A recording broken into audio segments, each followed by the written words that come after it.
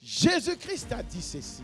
Je bâtirai mon église. Alors je me suis posé la question. Jésus, comment tu bâtis ton église? Jésus bâtit l'église au travers des sauvés. C'est-à-dire, chaque sauvé qui entre dans le royaume de Dieu devient une pierre. Matthieu chapitre 16, le verset 18.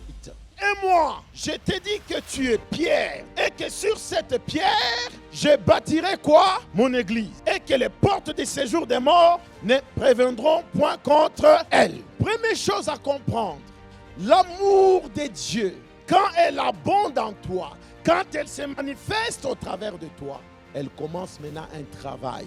Qui sait que nous sommes des briques?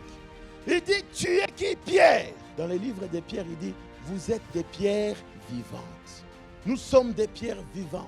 C'est des pierres que Jésus a besoin pour construire l'édifice. C'est pour cela, il y a certaines situations difficiles, pour nous qui sont difficiles, mais Jésus est en train de nous tailler. Tu es la pierre que Jésus est en train de tailler qui convient à un endroit. La souffrance que tu as aujourd'hui n'est pas une souffrance parce qu'il y a la joie d'être dans la souffrance. Tu passes des moments, peut-être des questionnements. Peut-être le Seigneur est en train de te tailler. Le Seigneur est en train de te tailler comme lui veut bâtir. Laissons-nous bâtir par Jésus. Beaucoup de gens résistent à la construction de Jésus. Jésus veut te bâtir.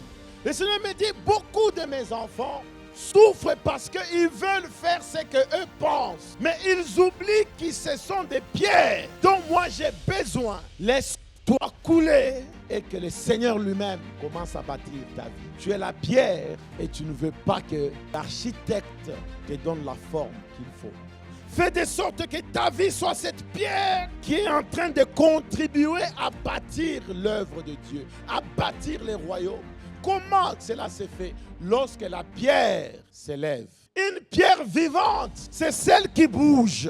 C'est celle que le Seigneur a besoin pour bâtir l'église. Sur quoi, sur qui ta vie est bâtie? Mais ici, j'aimerais te dire, Jésus est le rocher, il est la fondation. Bâtis ta vie sur Jésus. Fais de sorte que ta vie ait une fondation. Lorsque la fondation n'est pas bonne, le reste, c'est à détruire. Pour être réellement celui qui, quand le Seigneur donne l'ordre et tu pars, il faut que tu aies la fondation qui est Jésus-Christ. Si quelqu'un, sa vie n'est pas bâtie sur Jésus-Christ, tout ce qu'on va prêcher, il va commencer à comparer la parole de Dieu avec l'histoire antique. Et lorsque ta vie est bâtie sur Jésus seul, le mur qui commence à monter, ces murs-là seront corrects. Et c'est difficile que tu sois emporté par quoi que ce soit. On voit maintenant le mur avec éclat. Lorsqu'on regarde le mur, on peut définir quelle est la fondation. Ne construis pas avec Jésus ou sur Jésus sans aller jusqu'à l'achèvement. La toiture, c'est la maturité.